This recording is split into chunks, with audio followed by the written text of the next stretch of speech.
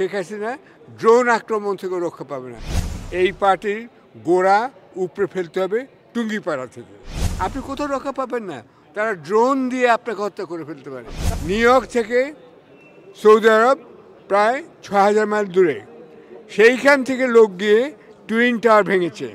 বাংলাদেশ থেকে Downing street, house of parliament খুব দূরে না, ৫,০০০ মাইল। হাউস অফ কমন্স নিরাপদ নয়। বাংলাদেশ ব্যাংক হ্যাক করেছে, পিএম অফিস হ্যাক করেছে, সরকার প্রতিষ্ঠানগুলো হ্যাক করছে, যেন ব্যাংকিং সিস্টেম কোলাপস করছে। বাইরে আর যাবে না তারা, ঘরে বসে ট্যাঙ্কের বিরুদ্ধে লড়া হবে। কম্পিউটার বনাম ট্যাঙ্ক, এটাই হচ্ছে আগামী দিনের সূচনা। ঘরে বসে তাদের ট্যাঙ্কের বসে বোমা পড়বে, ড্রোন পড়বে। এসব প্রতিশ্রুতি দেওয়া হচ্ছে হাইকোর্টে, বা ধরুন নির্বাচন কমিশনেরও সুন্দর আইন আছে, দেশেও আইন আছে, কিন্তু আইন মেনে এই সরকার চলে না। সুতরাং সরকার কোনো মিথ্যা প্রতিশ্রুতি ছাত্ররা ভুলবে না, এটাই আশা করি। আমি ছাত্রদের প্রতি সংহতি জানাচ্ছি। আর একটা কথা, যে এটা কিন্তু শুধু যে ছাত্র আন্দোলন হচ্ছে তা না, এটা আন্দোলনটা হচ্ছে তাদের চাকরি দরকার।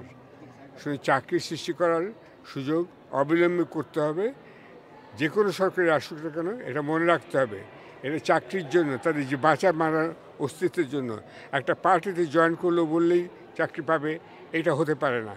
এই পার্টির গোড়া উপড়ে ফেলতে হবে টুঙ্গিপাড়া থেকে।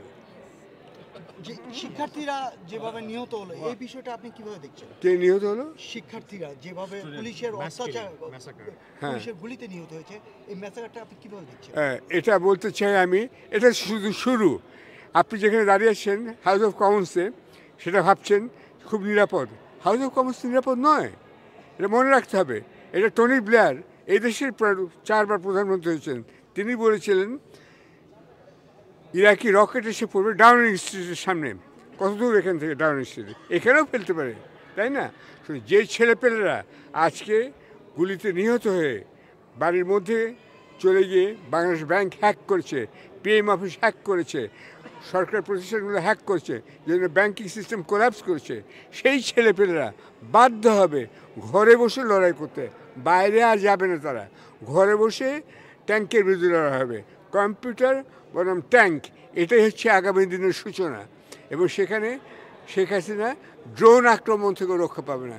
কারণ যারা কম্পিউটার হ্যাক করতে পারে তারা, আমি শেখ হাসিনাকে বলতে চাই, আপনি কোথাও রক্ষা পাবেন না, তারা ড্রোন দিয়ে আপনাকে হত্যা করে ফেলতে পারে। তার মানে প্রযুক্তির ব্যবহার করবে তারা। প্রযুক্তির ব্যবহার শুরু হয়ে গিয়েছে, এটা শেখ হাসিনার মাথায় নাই।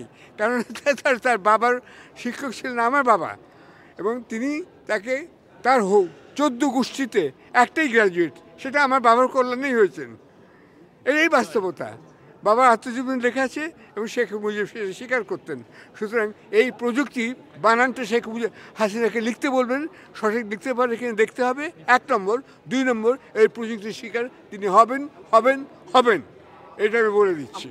আমার দুটো প্রশ্ন, একটা হলো এবং যারা সৈন্য আছে, ট্যাঙ্কে আছে, তাদেরও বুঝতে হবে ঘরে বসে তাদের ট্যাঙ্কের বসে বোমা পড়বে, ড্রোন পড়বে। আজকে অনেকে প্রশ্ন করেছে, শুনেন, নিউ ইয়র্ক থেকে সৌদি আরব প্রায় ৬,০০০ মাইল দূরে, সেইখান থেকে লোক গিয়ে টুইন টাওয়ার ভেঙেছে।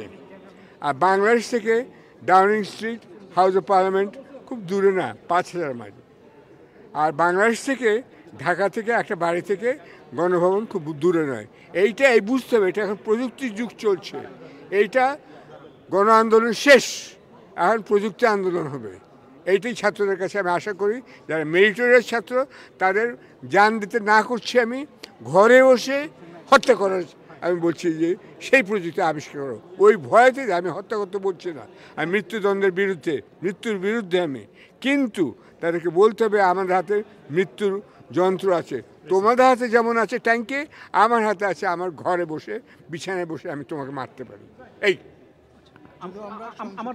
আমার দুইটা প্রশ্ন, একটা হলো আজকে অনেকে প্রশ্ন করছেন যে বাংলাদেশে একটা দেশে গণহত্যা হলে যে সব ইন্ডিকেটরগুলো থাকে বাংলাদেশের সবগুলোই আছে না। এটা গণহত্যা আমি বলবো না, গণহত্যা জেনোসাইড এটা নয়। জেনোসাইড আরও ব্যাপক জিনিস, এটা জেনোসাইড নয়। এটা একটা ছাত্র যারা বিভিন্ন গ্রেডে ভালো গ্রেড পাস করে, তাদের অস্তিত্বের প্রশ্ন, ছাত্র সমাজের লড়াই, এটা রাজনৈতিক লড়াইও না। কিন্তু ছাত্র সমাজকে ছেড়ে দেওয়া হচ্ছে রাজনীতির মধ্যে, এবং রাজনীতি চলে যাচ্ছে আন্ডারগ্রাউন্ডে, গোপন থেকে এখন অস্ত্রশস্ত্র ব্যবহার করা হবে, সেটা কেউ রক্ষা করতে পারবে না, আমেরিকাও পারেনি, এটা মনে রাখতে হবে। সেই জন্যই বিশ্বে গণতন্ত্র যারা পক্ষে তারা বলে এখন কোনো পার্টিকে আন্ডারগ্রাউন্ড করা উচিত না, সেটা জামাতি হোক, হেফাজতি হোক, অথবা আওয়ামী লীগই হোক। আমি সব পার্টিকেই ওপেনলি পলিটিক্স করতে অনুরোধ করবো। That's it. আমার দ্বিতীয় প্রশ্ন হলো যে বর্তমান যে প্রধানমন্ত্রী তিনি প্রায় বলে থাকেন যে জিয়াউর রহমানের সঙ্গে এবং খালেদা জিয়ার দাম্পত্য জীবন ভালো ছিল না। তা আপনার কাছে প্রশ্ন হলো, তো আপনি শেখ মুজিব এবং তার পরিবার সম্পর্কে জানতেন, শেখ মুজিব এবং এত কথা বলার দরকার নেই, তার খালেদার সঙ্গে শেখ হাসিনা বলেছে তারা নিজেরাই কিন্তু তাদের স্বামীর সঙ্গে থাকতে পারেনি, এটা দেখেন জেনে রাখবেন। ধন্যবাদ। এটা এখানে গার্ডিয়ানে বেরিয়েছিল ছবি, শেখ হাসিনার স্বামীর সঙ্গে সম্পর্ক ছিল না। আমরা দেখেছি গার্ডিয়ান পত্রিকার ছবি, শেখ হাসিনার স্বামী গাড়ির কাঁচ ভাঙছে, আর আমরা জানি যে এখানে শেখ হাসিনার বোন আছেন, তিনিও তার স্বামীর সঙ্গে থাকেন না। সুতরাং পারিবারিক মন্তব্য এখানে নিষ্প্রয়োজন। শেখ হাসিনা এখন নিষ্প্রয়োজন হয়ে গেছে সবার কাছে। সুতরাং ধন্যবাদ। শেখ হাসিনা বেঁচে থাকুন, ভালো থাকুন, সুস্থ থাকুন, এইটুকু খেলে আমি কামনা করি।